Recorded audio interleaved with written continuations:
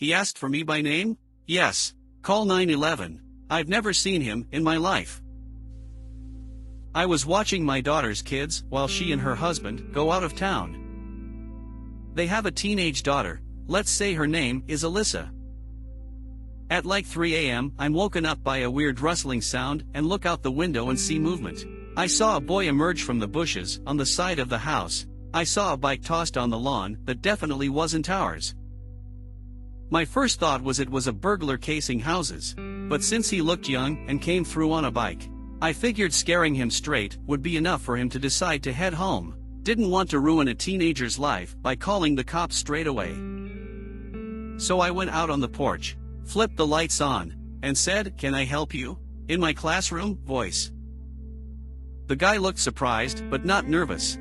He was wearing a Letterman-style jacket, but once I got a clear view of him in the streetlights, he seemed much older than my granddaughter, gruff, and more wiry than athletic. He walked up closer to the house and said, "Yeah, I'm looking for Alyssa."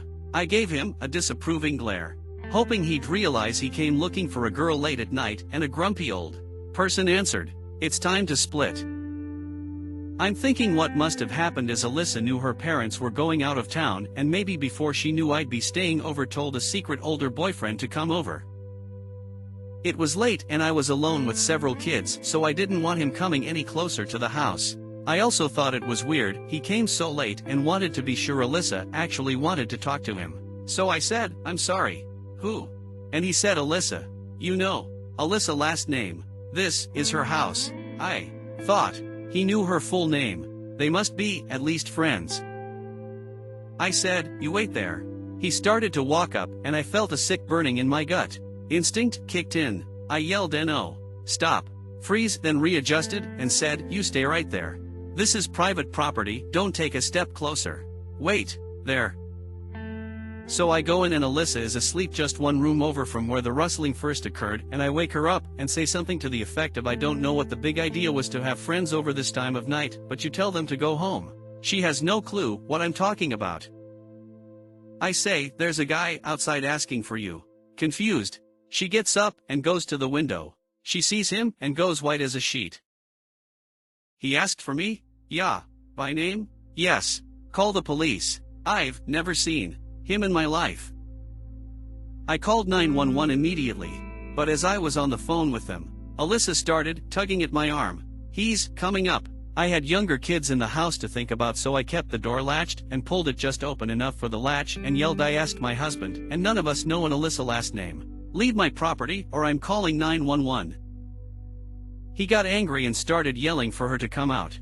Thankfully the police came pretty quickly, and when he heard the sirens he grabbed the bike and ran off. I watched where he was running and he jumped into the passenger side of a car without headlights or front plates and sped off.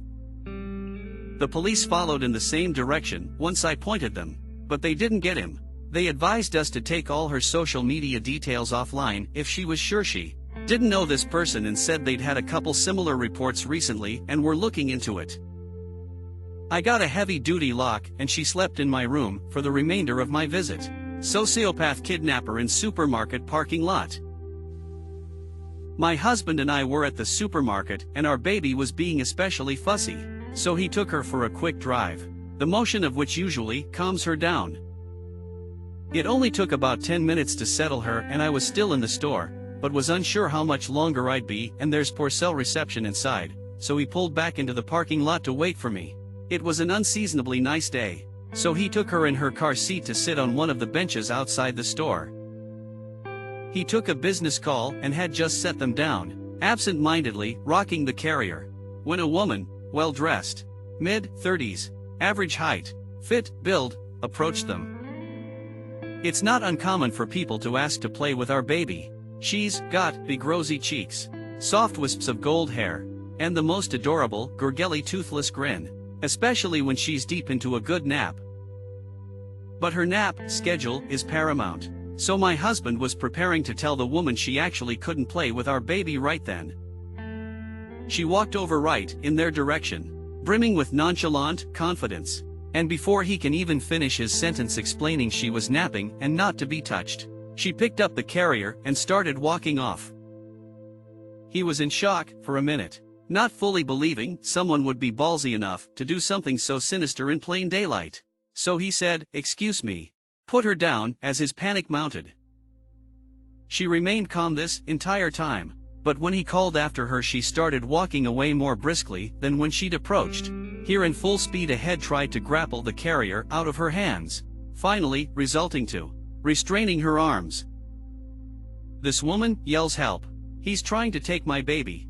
Kidnapping. 911. Help kicking him in the shin and pulling a pink bottle of pepper spray out of her handbag.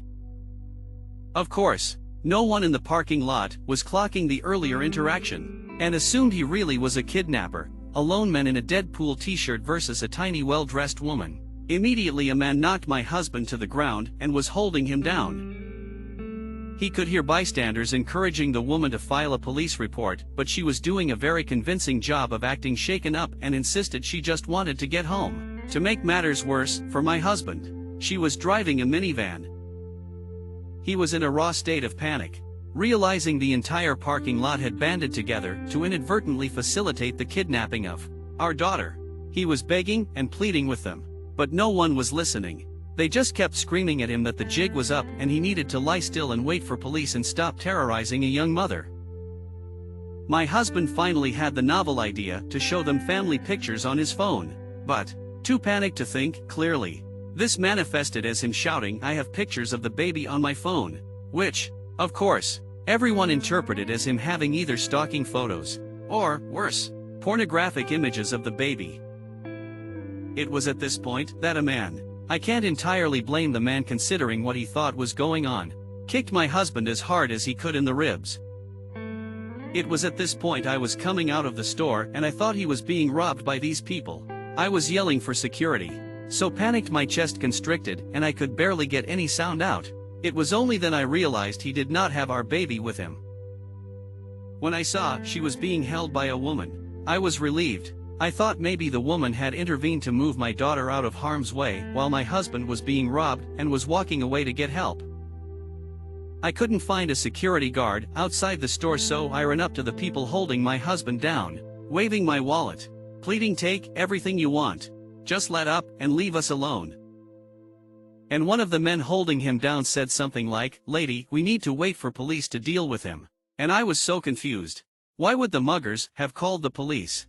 I just kept stammering, "What do you mean? What are you talking about?" and made out someone saying he tried to abduct that woman's kid. I did not understand and was sure I'd misheard him. My husband would never hurt a child, and we have 4 kids. If he were going to commit a crime, bringing home another kid would be at the bottom of his list. I kept trying to understand what the man was saying, and suddenly, it all clicked.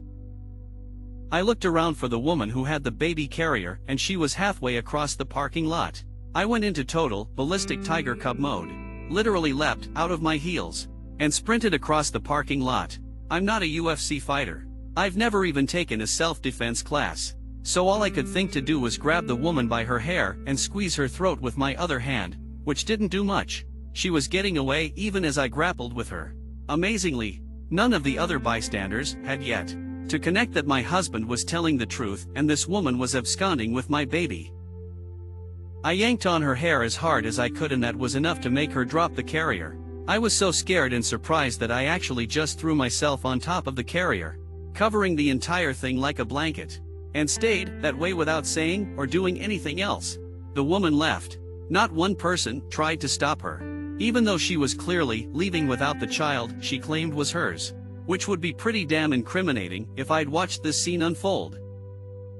Within the next couple minutes, police had arrived. After all that, there were still several bystanders who explained it as my husband trying to kidnap the baby. The police, to my horror, assumed that she must not have had bad intentions. The first questions they asked me after getting her description weren't investigative. They were questions thinly veiled, trying to convince me not to pursue charges, still placing blame on my husband. A small sampling. Do your husband and the baby look dissimilar? Is there a chance she thought he was abducting the baby and she was trying to intervene?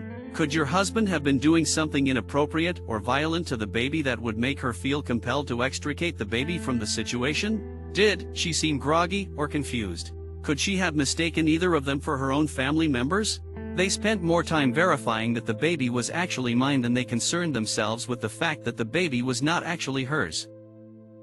My husband had called his brother at that point, who works in an office with a lot of lawyers and connected with one ASAP, who gave us the priceless advice to get every officer's name and badge number, to request copies of the store's security tapes right away, and to escalate our complaint higher up the chain if these officers weren't taking us seriously. Finally, we had reason enough to believe we were being taken seriously, and we went home, and both just shook and cried until we had to get our other kids from school. My husband is seething with rage and grappling with a feeling of helplessness from how little he was able to do, and has 2 cracked ribs from when the men kicked him. To the officer's credit, they did ask if he'd like to press charges, but considering the man was genuinely convinced at the time that he was on the right side of intervening in a kidnapping and stayed to talk to police and apologized profusely when the truth became clear, he declined to press charges. Amazingly, and frustratingly, there were still people who stuck around to talk to police, who were giving my husband dirty looks, and one man who even implored the police to involve CPS to verify it was really our baby. Parking lot kidnapper, and parking lot skeptics. You better hope we don't meet. Edit, thank you very much for the premium and Happy New Year. Edit, thank you so much for the good and Happy New Year. Edit, after hearing from everyone and weighing the pros and cons, we got in touch with the police and decided to move ahead with pressing charges against the 2 men involved in anything beyond basic restraint to set an example that these men made the wrong decisions, even if they did come from a well-intentioned place. Thanks for weighing in. I am trying to reply to as many comments as possible, but if I don't get to yours specifically,